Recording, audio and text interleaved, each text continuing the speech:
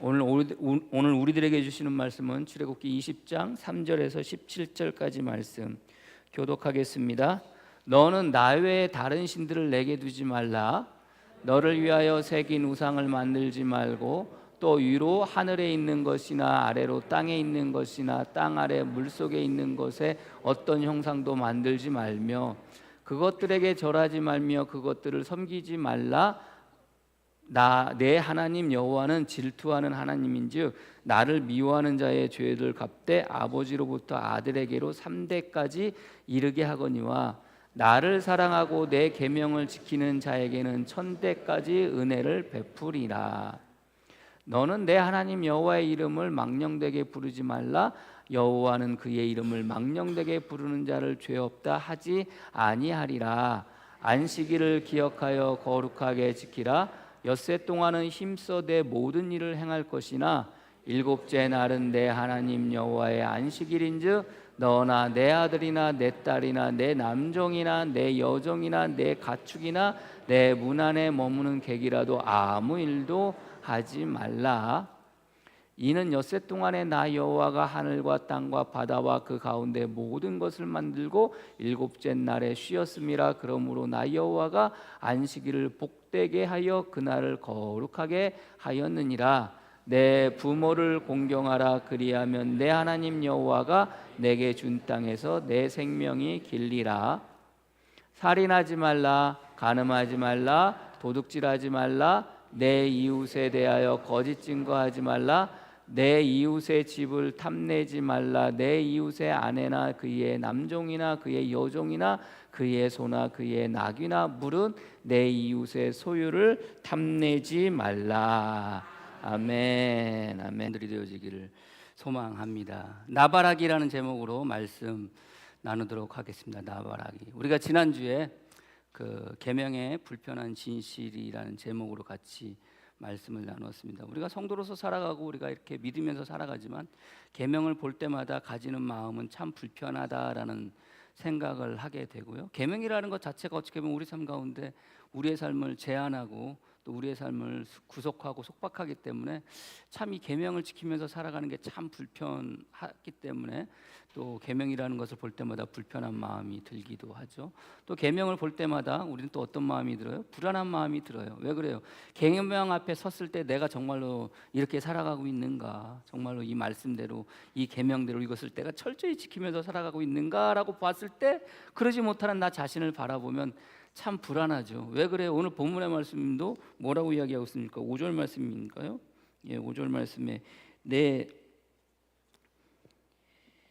여호와는 질투하는 하나님인즉 나를 미워하는 자의 죄를 갚되 아버지께로부터 아들에게 3대까지 이르게 하거니와. 계명을 안 지키면 어떻게 되는 거예요? 3대까지 망하는 거예요. 참 이런 말씀을 볼 때마다 계명을 보면 어떻습니까? 내 이렇게 살아가야 되는데 이거 지키면서 살아가야 되는데 이거 지키지 못하면 3대까지 망하나? 뭐 이런 생각 드는 거 아닙니까? 그러니까 계명을 볼 때마다 마음은 뭐 할 수밖에 없어요? 불안할 수밖에 없어요. 그렇게 살지 못하는 나 자신을 보게 되니까, 돌아보게 되니까, 그리고 나의 삶을 돌아보게 되니까 불안할 수밖에 없습니다.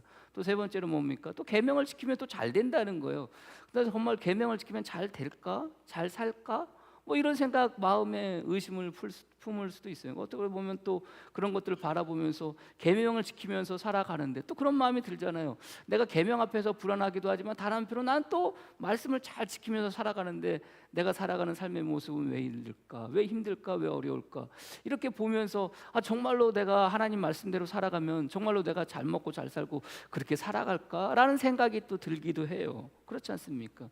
그게 어떻게 보면 우리가 계명을 바라보는 시각이 될 수도 있습니다. 그렇기 때문에 계명이라는 것이 참 우리에게 주신 말씀이긴 하지만 그럼에도 불구하고 그것을 대하는 우리들의 마음은 그렇게 썩 그냥 평안하지 않은 것이 사실 우리들의 마음이기도 합니다. 그러면 왜 그런 마음이 들까? 왜 계명을 바라볼 때 불편하고 불안하고 또 때로는 우리 마음 가운데 의구심이 들기도 하고 의심이 들기도 할까? 오늘 본문의 말씀을 가지고 그럼 계명의 내용을 보면 되는 거 아닙니까, 여러분들? 계명의 내용을 보면 물론 계명의 내용이라는 게 성경에는 계명이라고 콕 집어서 말씀하시는 게 사실은 없습니다. 오늘 본문의 말씀에 우리가 본문의 말씀을 읽으면서 여러분들은 이 본문의 말씀 10가지 이 말씀을 뭐라고 생각을 해요? 계명이라고 생각하고 십계명이라고 여러분들 그렇게 생각하잖아요. 십계명, 십계명.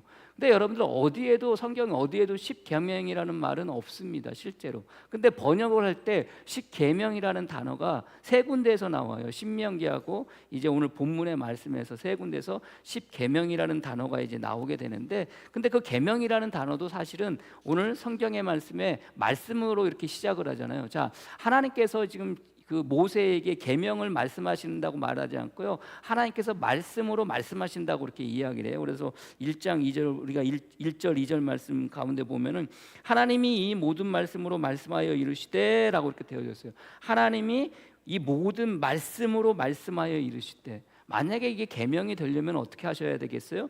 하나님이 이 모든 계명을 말씀하여 이르시되, 이렇게 성경은 시작이 되어져야 되거든요. 오늘 본문의 말씀은 시작이 되어져야 되거든요. 근데 오늘 성경은 계명이라는 말을 쓰지를 않아요. 말씀으로 말씀하시되. 계명이라는 말은 뭐냐면은, 제가 네이버 사전을 찾아보니까 종교에서 반드시 지켜야 할 조건이라는 거예요. 계명이라는 것이 반드시 지켜야 할 조건이라는 겁니다. 물론 이제 오늘 본문의 말씀 보면은 6절 말씀에 나를 사랑하고 내 계명을 지키는 자라야라고 이렇게 되어져 있어요. 계명을 지키는 자라는 거. 그러면 여러분들 오늘 성경의 10가지 말씀으로 말씀하셔 이르시되라는 이 말씀과 계명이라는 것은 여러분들 같습니까? 다릅니까? 같다고 봐야 될까요? 다르다고 봐야 될까요? 엄밀히 따지고 보면 같다고 볼 수가 없어요. 다른 거예요. 그러니까 하나님께서 말씀으로 말씀하신 것과 계명으로 말씀하신 것은 어떻게 보면은 엄밀한 의미로 따지고 보면 달라요. 왜 그러냐면은, 그렇기 때문에 오늘 성경에 계명이라는 단어가 6절 말씀에 바로 나오는 거거든요. 그렇다면 왜 우리는 이 본문의 10가지 이 10개의 이 말씀을 십계명이라는 말로 우리가 그렇게 정의를 해 놓을까? 그게 참 힘들고 어려워요.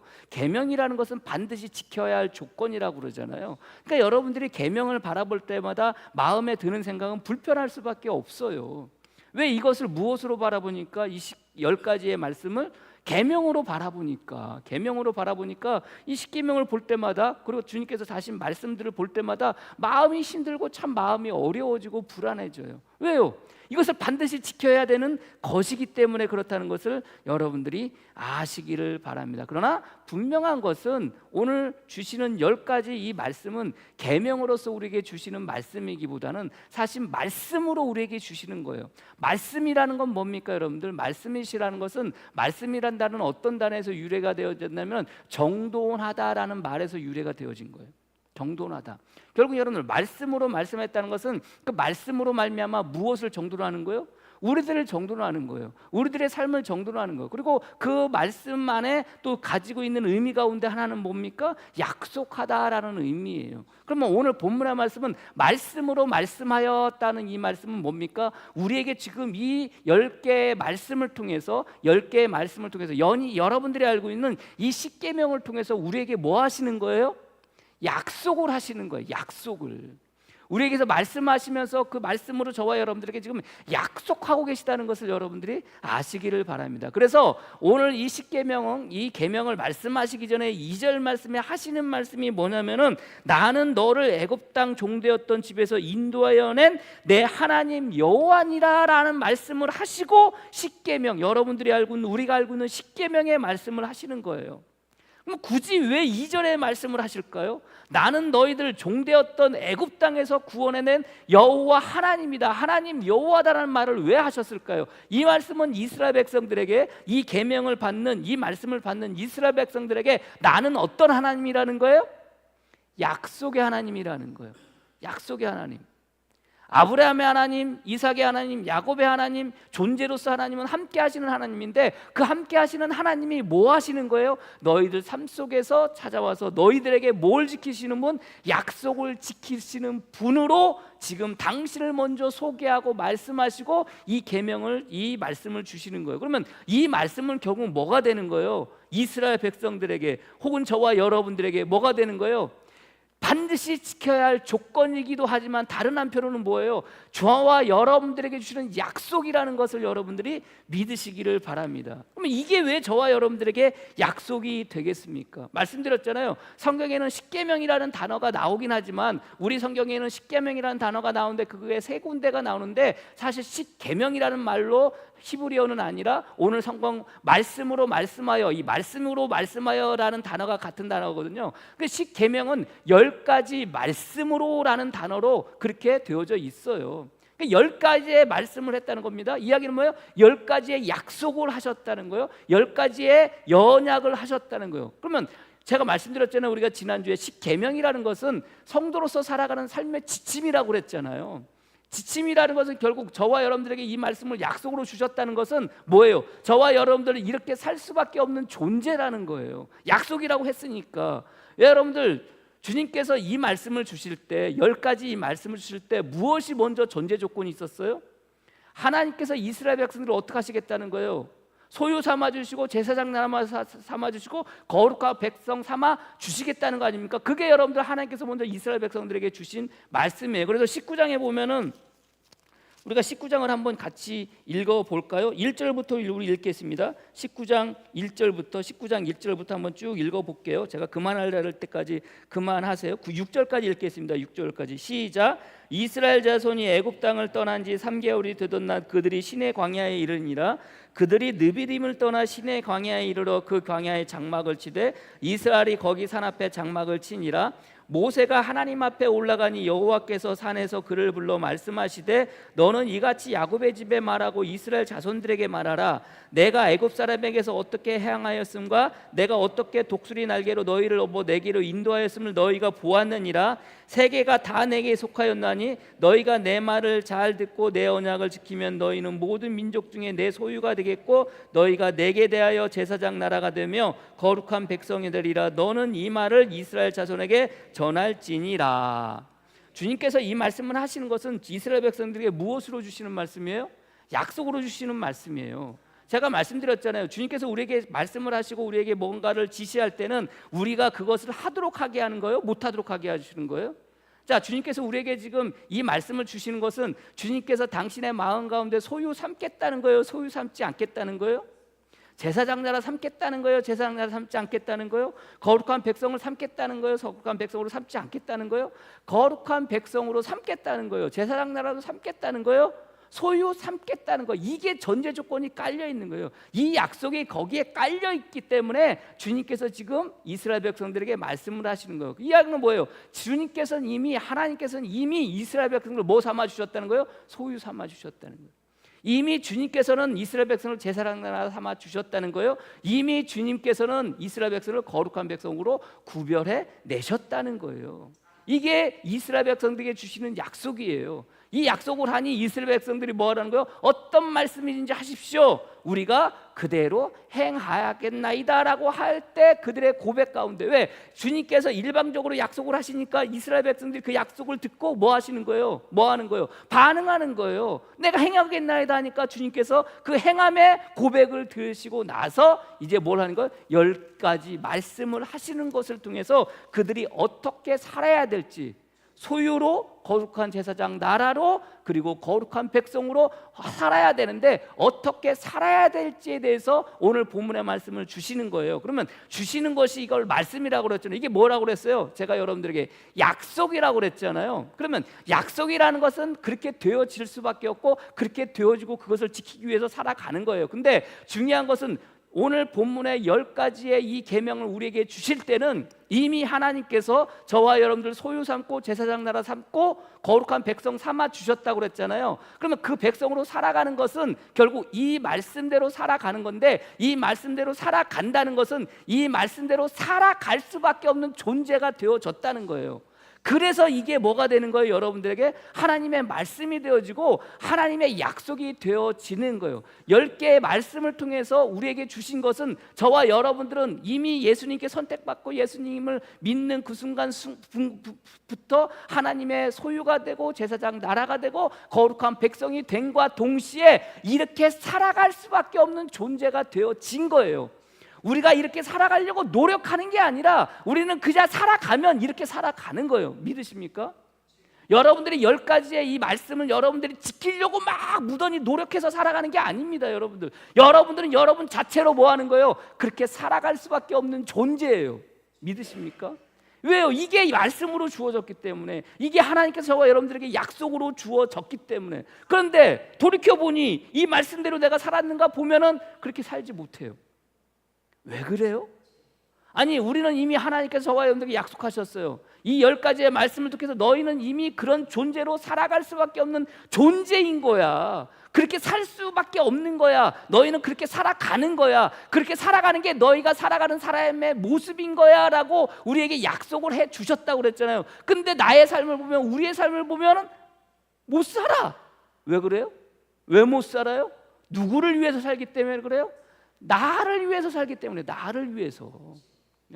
우리 원래는 이미 주님께서 그렇게 우리를 부르시고 선택하시고 소유 삼으시고 제상 삼으시고 거룩한 백성으로 삼아 주신과 동시에 이렇게 살도록 그렇게 만들어 주셨어요. 그런데 우리는 이렇게 살지 못해요. 왜 그래요? 나를 위해서 살기 때문에. 나를 위해서 살기 때문에 그러는 거예요.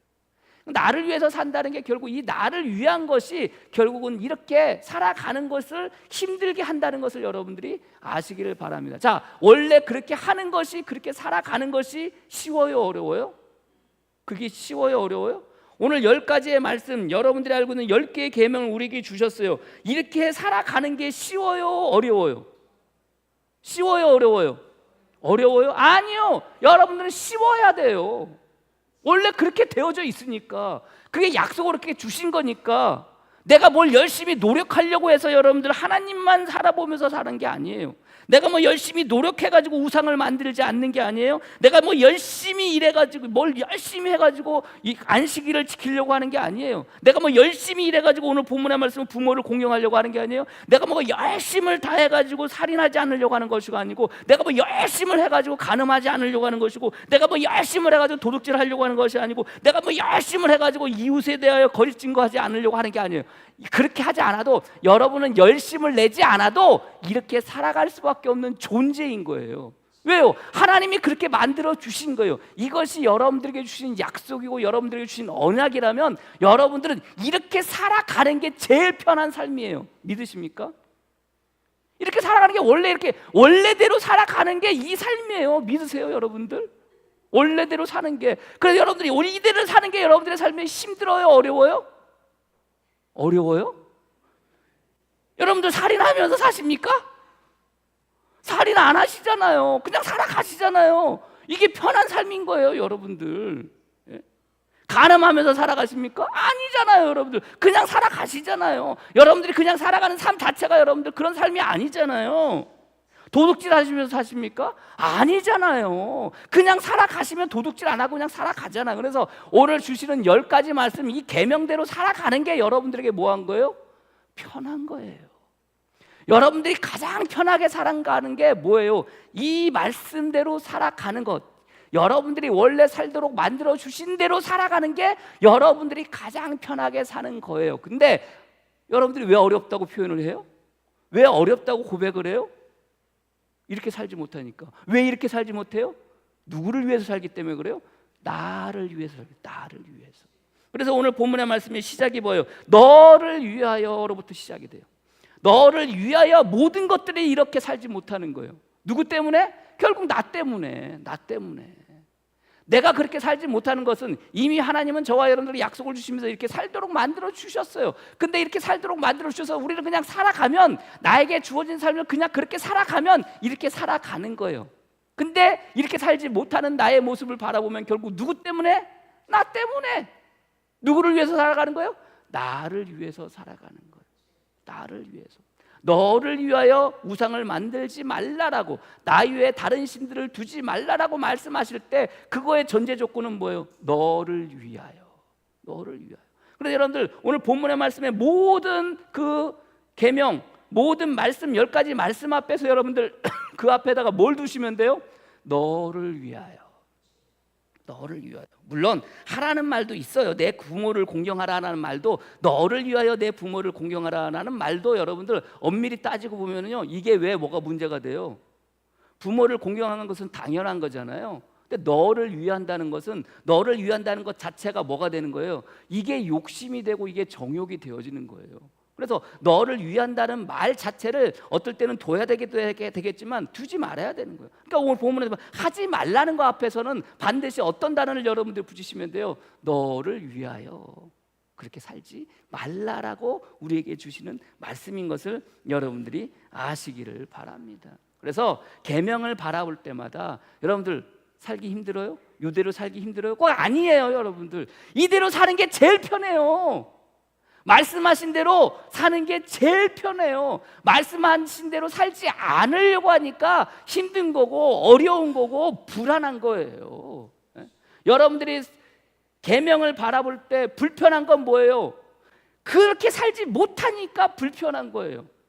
이미 주님은 저와 여러분들을 부르시는 그 순간부터 그렇게 살도록 만들어 주셨어요. 그래서 그렇게 살도록 살아가는 게 제일 편한 삶인 거예요. 10가지의 말씀을 통해서 10개의 계명을 통해서 이대로 살아가는 게 제일 편한 삶이에요. 근데 이 말씀을 볼 때마다 불편한 이유는 뭐예요? 내가 그렇게 살지 못하니까 불편하고, 내가 그렇게 살지 못하니까 불안하고, 내가 그렇게 살지 못하니까 내 마음 가운데 불신이 생겨요. 무엇 때문에? 나를 위하니까. 나를 위한 삶을 살아가니까 그렇게 되어지는 것이라는 것을 여러분들이 아시기를 바랍니다. 그래서 오늘 본문의 말씀을 볼 때마다 여러분들이 계명을 바라볼 때마다 뭐 10가지 계명이라고 그랬는데 자꾸 계명이라고 반드시 지켜야 할 조건이라고 바라보는 것이 아니라, 나는 이것을 바라볼 때마다, 여러분들이 10계명을 바라볼 때마다, 10개의 이 말씀을 바라볼 때마다 여러분들 어떻게 생각하시면 돼요? 그렇지, 나는 이렇게 살아가는 자이지, 나는 이렇게 살아가는 자이지, 나는 이거대로 살아가는 게 나에게 가장 평안한 삶이지라고 느끼며 살아가시는 저와 여러분이 되어주기를 주님의 이름으로 간절히 축복합니다. 왜요? 약속하신 거예요. 당신께서, 하나님께서 소유 삼아주시고 제사장 삼아주시고 그 다음에 뭐예요? 거룩한 백성으로 삼아주시겠다고 하시는 그 순간 이미 주님의 마음에는 그렇게 삼으려고 마음 먹으신 거예요. 이 말씀을 주시는 것도 너희는 이미 이렇게 사는 존재로 만들어 주셨다는 말씀이라는 것을, 이것을 그렇게 약속이라는 것을 믿고 나가설 수 있는 저와 여러분이 되어지기를 축복합니다. 근데 우리는 신앙생활하면서 어떤 생각이 들어요? 이것을 지켜야지만 우리가 뭔가 될 것 같은 생각이 들어요. 이렇게 살아가야 하고 이것을 지켜야 되지만 우리를 구원을 받을 것처럼 생각해요. 여러분들, 이스라엘 백성들이 뭘 어떻게 해가지고 구원받았나요? 여러분들, 이스라엘 백성들이 이 계명을 철저히 지켜가지고 하나님께서 이스라엘 백성들을 구원하셨나요? 아니에요. 여러분들이 신앙생활하면서 여러분들 예수 믿고 구원받고 살아가는데, 우리가 무슨 주님의 말씀, 이 주신 말씀을 여러분들이 철저히 지켜가지고 하나님이, 우리 주님이 저와 여러분들 구원하셨나요? 아니에요. 먼저 구원이 있고 난 이후에 여러분들 이런 삶이 주어지는 거예요. 왜요? 구원받은 자의 삶이 어떤 삶인지를 주님께서 말씀을 하시니까 구원하시고 주신 거예요. 이스라엘 백성들 애굽 땅에서 구원하시고 난 다음에 이 말씀을 주시는 거예요. 만약에 이것이 반드시 지켜야 할 조건이라면 뭐 하셔야 했겠어요? 이스라엘 백성들이 애굽 땅에 있었을 때 이 말씀을 주셔야 했겠죠. 이 말씀대로 해! 그러면 내가 너희들을 구원할게. 그런데 그런가요? 아니에요. 구원하시고 나서 구원받은 자로, 구원을 받은 자로 살아가는 삶의 모습을 이야기해 주시면서 오늘 본문의 말씀을 주시는 거예요. 먼저 하나님께서 이스라엘 백성에게 약속을 하니 그 약속에 대답하는 마음으로, 화답하는 마음으로 이스라엘 백성들이 주님께서 어떤 말씀인지 우리에게 하십시오, 우리가 다 그대로 행하겠나이다 라는 고백.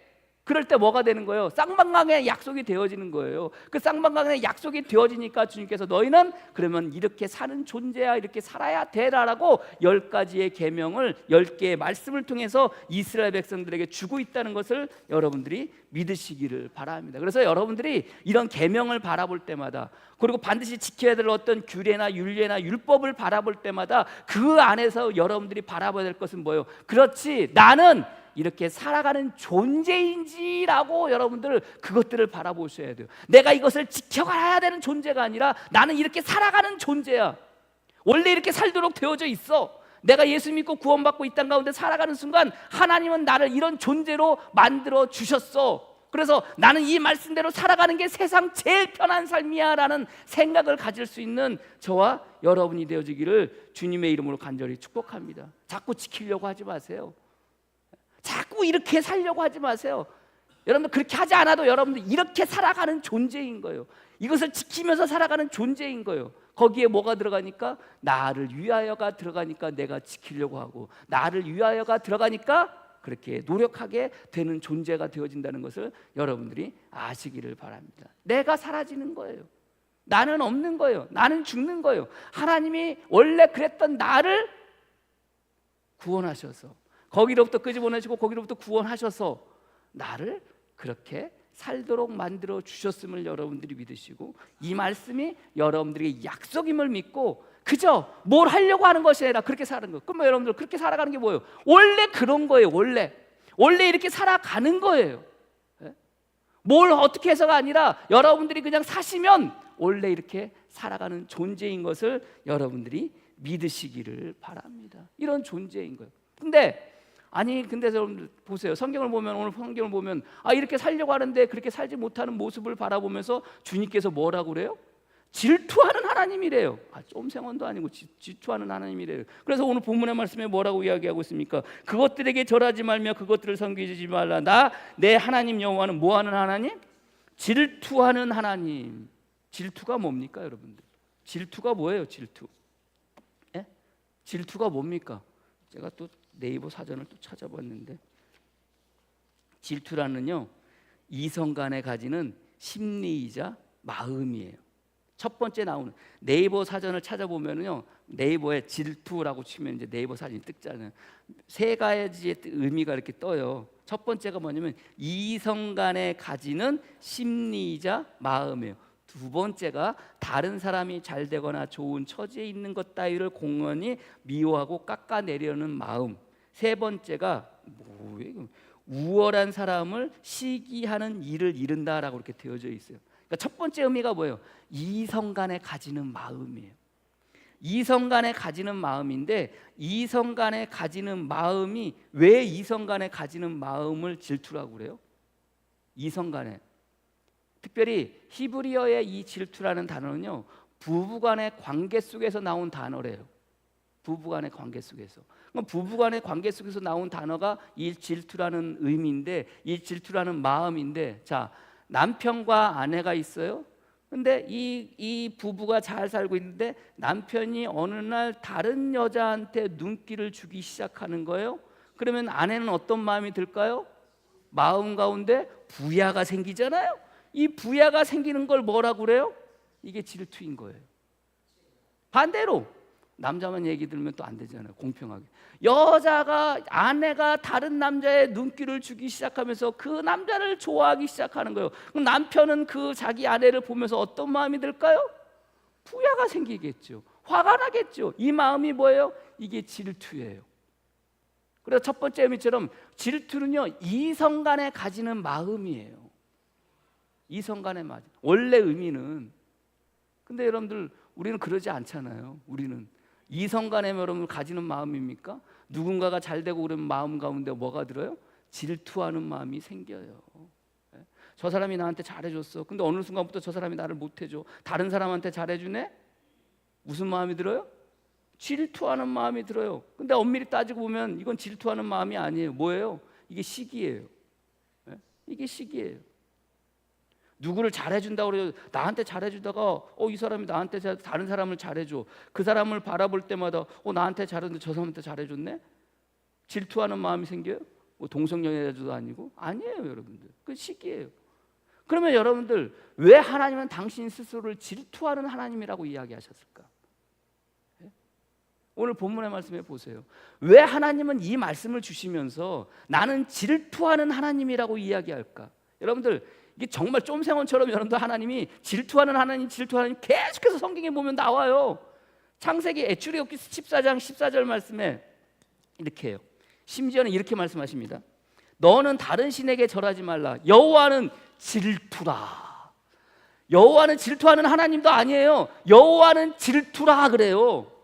그러면서 이름하는 질투의 하나님이니라. 여호와는 질투라 이름하는 질투의 하나님이라. 여호와의 이름이 뭐라는 거예요? 질투라는 거예요. 아니 이게 무슨 이런 쫌생원이 어디 있습니까? 솔직히 말씀드려서 무슨 질투를 합니까? 여러분들 생각해 보세요. 아내와 남편이 있어요. 부부예요? 남편이 잘 살다가 어느 날부터 다른 여자의 눈길이 가기 시작해요. 그러다가 급기야는 그 여자를 사랑하기 시작하네. 아내된 입장에서 어떤 마음이 들겠어요? 잘하고 있어, 이런 마음이 들겠습니까?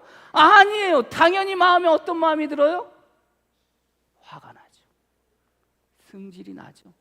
그건 당연한 거예요. 왜 그래요? 그것은 서로 사랑하는 사이였기 때문에 그런 거예요. 자, 오늘 본문의 말씀에 하나님은 질투의 하나님이래요. 이야기는 뭐예요? 여기에는 뭐가 깔려 있는 거예요? 하나님께서 누구를 사랑하시는 거예요? 이스라엘 백성들을 사랑하고 계시는 거예요. 그러니 이스라엘 백성들이 한눈을 팔면 어떤 마음이 드는 거예요? 질투하는 마음이 드는 거예요. 화가 당연히 나시는 거예요. 예? 무슨 쫌생원이라서 여러분들 하나님이 그러시는 게 아니에요. 뭐 하시기 때문에? 사랑하시기 때문에. 사랑하시기 때문에. 그래서 질투의 하나님인 거예요. 이성간에 가지는 감정이 감히 하나님께서 사랑을 가신다는 거예요. 누구를 향해서? 나를 향해서. 누구를 향해서? 우리를 향해서. 그러니까 내가 예수 믿고 이 땅 가운데 살아가는데 행여 내가 한눈을 파는 순간 그 마음 가운데 한눈을 파는 순간 하나님은 어떤 마음을 가지시는 거예요? 화가 나시는 거예요. 질투하는 마음이 생기시는 거예요. 왜 그래요? 왜 그래요? 나를 사랑하시니까. 나를 사랑하시니까. 이스라엘 백성들 너무너무 사랑하시니까 이스라엘 백성들이 한눈 팔고 이스라엘 백성들이 다른 신들을 바라보고, 예? 여러분들 이 순간만큼은요, 이 말씀이 주어지는 이 순간만큼은 이스라엘 백성들에서 다른 신에 대한 개념이 있을 수가 없어요.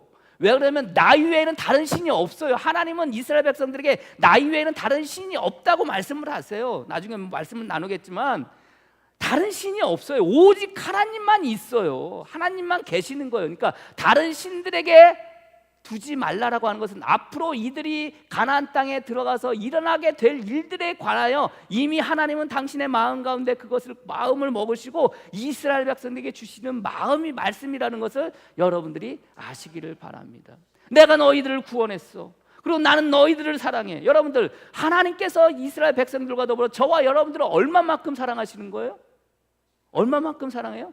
당신의 아들조차도 십자가에 못 박혀 돌아가시게 하실 만큼 누구를 사랑하시는 거예요? 저와 여러분들을 사랑하시는 거예요. 나는 너를 그렇게 사랑하는데, 나는 너를 이렇게 생각하고, 나는 너희들을 이렇게 사랑하는데 어떻게 다른 신들을 바라보며 어떻게 다른 신들에 대해서 절할 수가 있어? 여러분, 당연히 주님의 마음 가운데, 하나님의 마음 가운데 뭐하는 마음이 생길 수밖에 없어요. 질투하는 마음이 생길 수밖에 없는 거예요.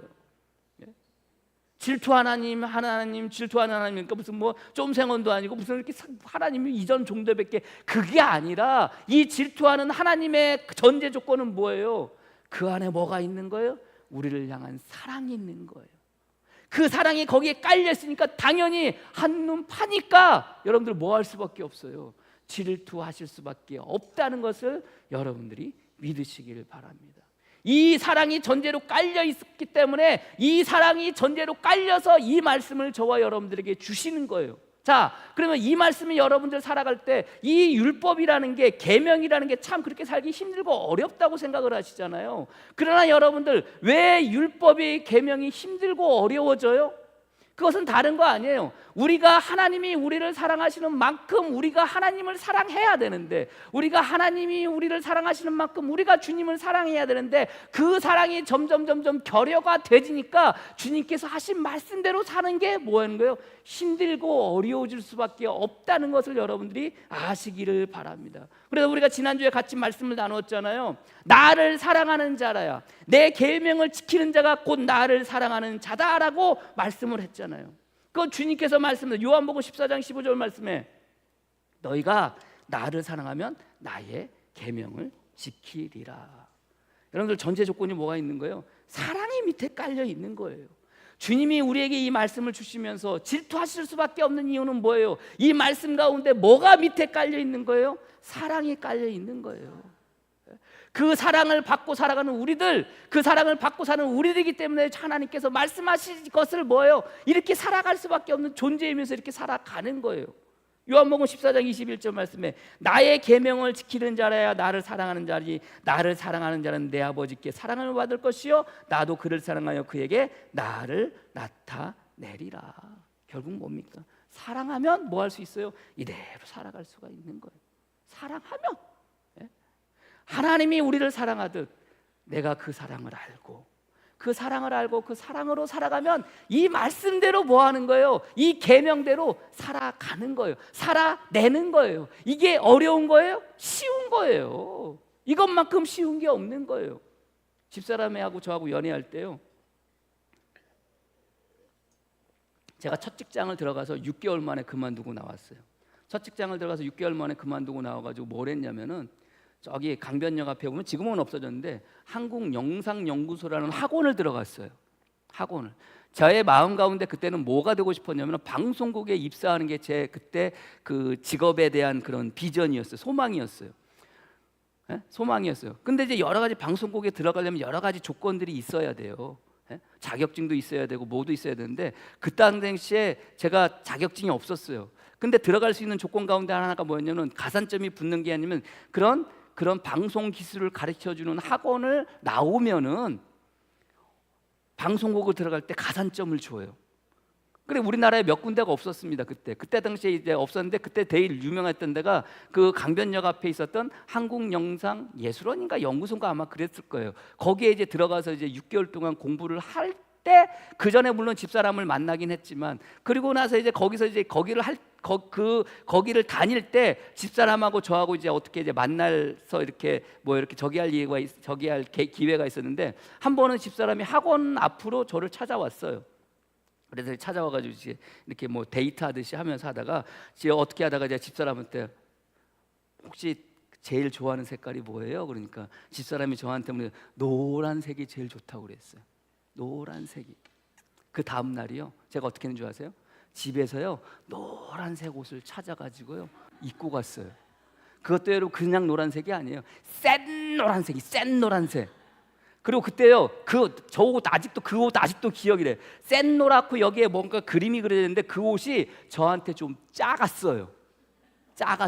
입으면요 배는 배대로 나오고 작아가지고 탱탱해가지고 여기다 칼만 대면 찢어질 정도의 그렇게 작아가지고 이렇게 꽉 꼈던 옷이에요.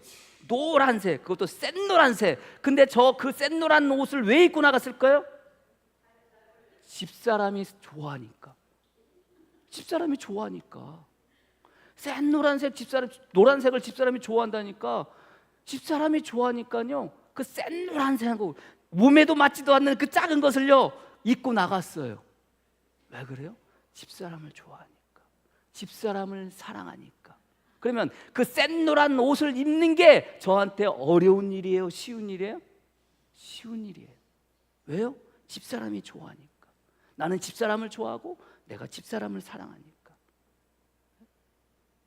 계명이라는 것은, 율법이라는 것은 하나님께서 우리에게 뭘 어떻게 살라고 주시는 말씀은요, 내가 하나님을 사랑하면 그렇게 살아가는 것 삶 자체는 뭐예요? 쉬운 거예요. 그것만큼 쉬운 게 없어요. 그거대로 거기에 살려고 하지 않은 이유는 뭐예요? 다른 거 없어요. 그만큼 하나님이 우리를 사랑하는 만큼 내가 주님을 사랑하지 않기 때문에 그런 거예요. 집사람이 노란색을 좋아해요? 다시 한번 오늘 저녁에 갔는데 여보 나 노란색 좋아해. 그럼 제가 내일 아침에 노란색으로 옷을 입고 집사람에 짜잔하고 나타날까요? 아니요 못해요. 그렇게. 왜요? 부부는 의리로 살기 때문에 그렇게 못해요. 사랑이 전제가 되면은요 힘든 게 없어요. 사랑이 밑에 깔려 있으면요 어려운 게 없어요. 계명이라는 것은 우리가 반드시 지켜야 할 주권이라고 말하지만 아니에요. 그냥 그렇게 살아가는 거예요. 왜요? 하나님이 우리를 사랑하는 그 사랑이 전제 조건의 밑에 깔려 있기 때문에 우리는 그 사랑을 보고 하나님이 나를 사랑하시는구나. 이 부족하고 연약하고 나약한 나를 사랑하시는구나. 그 사랑을 알기 때문에 우리는 주님께서 주신 말씀대로 살아갈 수가 있는 거예요. 그래서 2절 말씀을 하시고 난 이후에 10개의 계명, 우리가 알고 있는 10개의 계명 10가지의 말씀을 하시는 거예요. 내가 너희들을 사랑해. 내가 너희를 구원했어. 너희들이 뭘 어떻게 해서 구원한 게 아니에요. 그냥 하나님은 약속의 하나님, 함께 하시는 하나님. 그래서 내가 너희들을 구원했어. 나는 너희들을 여전히 뭐하는 하나님? 사랑하는 하나님. 너희들이 딴짓을 하고 딴 곳을 바라보면 나는 질투할 만큼의 하나님. 나는 너희들을 향한 마음은, 나의 마음은 사랑뿐이 없어. 나에게 보이는 건 뭐야? 너희밖에 없어. 여러분들, 제가 말씀드렸잖아요. 오늘 말씀을 시작하면서 20장 2절 말씀에 나는 너를 애굽 땅, 나는 너를, 하나님 당신 스스로도 1인칭으로 표현하고 있고요, 이스라엘 백성도 1인칭 너라는 표현으로 단수형으로 표현하고 있어요. 저와 여러분들 모두가 우리고 여럿이지만 우리를 향한 하나님의 마음은 뭐예요? 하나예요. 하나. 너를 향한 마음. 주님은 계속 누구만 바라보고 있어요? 나만 바라보고 계시는 거예요. 나만 바라보고. 그래서 이 말씀을 주신과 동시에 뭐 하는 거예요? 너희가 내 계명을 지키는 자라야 나를 사랑하는 자고, 내 계명을 지키면서 살아갈 때 그가 내 안에, 내가 그 안에 계시는 거예요. 그래서 이 계명을 주시고 작은 계명들을 주신과 동시에 그 맨 마지막에 여러분들 출애굽기의 이야기는 뭘로 끝나게 돼요? 성막에 대한 이야기로 끝나게 돼요. 성막의 이야기는 뭐예요? 하나님의 임재함이잖아요. 결국 그 이야기는 뭐예요? 하나님이 우리와 함께 하신다는 이야기로 출애굽기는 끝이 나게 되어지는 거거든요. 저와 여러분들 살아가는 삶 속에서 여전히 주님은 누구만 바라보고 계세요? 나만 바라보고 계세요. 해만 바라보면 해바라기, 주만 바라보면 주바라기, 나만 바라보고 있으면 뭐예요? 나바라기. 누가? 하나님이. 누가? 주님이.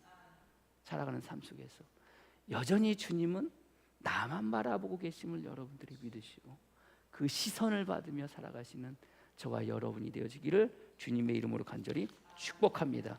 기도하겠습니다. 하나님, 죄로 말미암아 나를 위해서 살고 있는 우리지만 그럼에도 불구하고 여전히 나만 바라보시는 주님, 나만 바라보시며 나를 살리기 위해 사랑하는 아들조차도 십자가에 내어주신 하나님, 그 사랑 가운데 살아갈 수 있도록 우리를 불러주시고 세워주셨으니 감사합니다. 나 바라보기로 사시는 하나님을 바라보며 아버지 그 시선 가운데 살아갈 수 있는 복된 성도들 되어지게 주님 축복하여 주시옵소서. 예수님의 이름으로 기도합니다. 아멘.